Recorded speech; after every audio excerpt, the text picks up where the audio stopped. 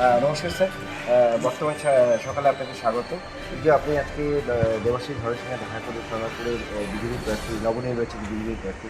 তো আপনি একটা বৈঠক করলেন, বৈঠকে কী হলো? আপনি শাস্ত্রী গিয়েছিলেন, তো কী হলো বৈঠকে সেটা যদি কান্দি। বিষয়টা হচ্ছে যে আমাদের দেশে রিসার্চ গবেষণা খুব বিশেষভাবে এগোয় না, তবে পশ্চিমবাংলায় তো নেই। তো রাজ্য সমবায়ের উপরে গবেষণা কেন্দ্র, এই আমাদের পশ্চিমবঙ্গ রাজ্য সমবায় তথ্য প্রযুক্তির উপরে যে গবেষণা কেন্দ্র, আমরা চাই যে কেন্দ্রীয় সরকার আমাদের পাশে থাকুক। কারণ কোঅপারেটিভের একটা আলাদা মন্ত্রণালয় অমিত শাহ মহাশয় করেছেন, তো উনি নিজে কোঅপারেটিভ মিনিস্টার।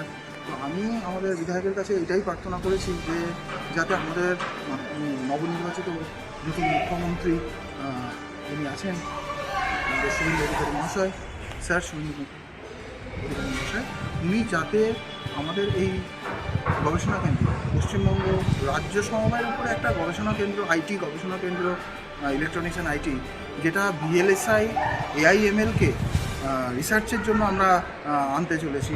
আমরা এখানকার যারা ইলেকট্রনিক্সের ছাত্র, এখানকার যারা আইটির ছাত্র, তারা যাতে পরিযায়ী শ্রমিক না হয়, তারা যাতে বাইরের জায়গায় গিয়ে কাজ না করতে পারে, তারা যাতে এখানে সায়েন্টিস্ট হয়।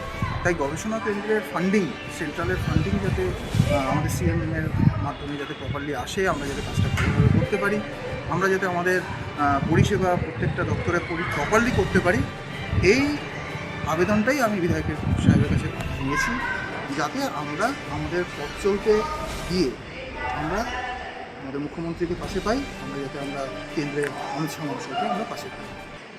এই বৈঠক করলেন, এই বৈঠকে আপনি কতটা আশাবাদী? আপনি যে আশাগুলো নিয়ে গিয়েছেন, আমি আপনি কতটা আশাবাদী? আমি আমি 100% জানি আমাদের টোটাল প্রজেক্ট, মানে ফাইল এবং রাইট আপ সমস্ত কিছু, এবং টোটাল কতটা ভ্যাকেন্সি আমাদের আছে, কতগুলো ভ্যাকেন্সি আমরা ফিল আপ করবো, সমস্ত কিছু দিয়ে বিধায়ক স্যার দিতে বলেছেন, যাতে উনি এটা আগামী দিনে সিএমের সঙ্গে কাছে নিয়ে যেতে পারেন, এবং যে পেন্ডিং যে এক্সামগুলো রয়েছে West Bengal state cooperative service commission, সেগুলো যাতে প্রপারলি অন টাইম চালু হয়ে যায়, সেই জায়গাটা যাতে উনি দেখবেন, এটা উনি আশ্বাস দিয়েছেন।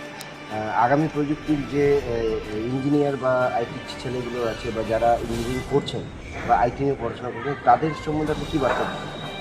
আমি তাদেরকে বলতে পারি যে পড়াশোনা মন দিয়ে করতে, কারণ তারা খুব অল্প টাকাতে প্রথম দিকেই বাইরে চলে যায়, বাইরে গিয়ে থাকতে হয়, বাড়িঘর ছেড়ে থাকতে হয়, পরিবার ছেড়ে থাকতে হয়, বিশেষ করে বাবা মাকে ছেড়ে থাকতে হয়। আমরা আশাবাদী যে আমাদের এই নতুন সরকার গবেষণা কেন্দ্রকে অনেক আকাশচুম্বী, গগনচুম্বী অবধি নিয়ে যাবে, এবং ইঞ্জিনিয়াররা সায়েন্টিস্ট হিসেবে এখানে তাদের বাবা মার কাছে থেকেই কাজ করতে পারবে। বেশ কিছু সংখ্যক, সবাইকে তো সম্ভব হবে না, তবে বেশ কিছু সংখ্যক যাতে থাকতে পারে, সেটাও অনেক। এটাই আমার তরফ থেকে বার্তা নিতে চাই, যে তারা যাতে মন দিয়ে পড়াশোনা করে, তারা যাতে এখানে সিলেক্ট হতে পারে, এখানে সিলেকশনের যে প্রসেস, সেটা যেন তারা পাশ করতে পারে। ধন্যবাদ। আপনারা এখন দেখলেন যে আমরা তো পশ্চিমবঙ্গ সমবায় তথ্য প্রযুক্তির যিনি চেয়ারম্যান অনির্বাণ সেন চৌধুরী, ওনার কাছ থেকে আমরা শুনলাম যে দেবাশিস ধরের সঙ্গে কী বৈঠক করেছিলেন, উনি শাস্ত্রী গিয়েছিলেন, বৈঠক করেছিলেন, এবং বৈঠকে কী হলো সেটা উনি জানালেন।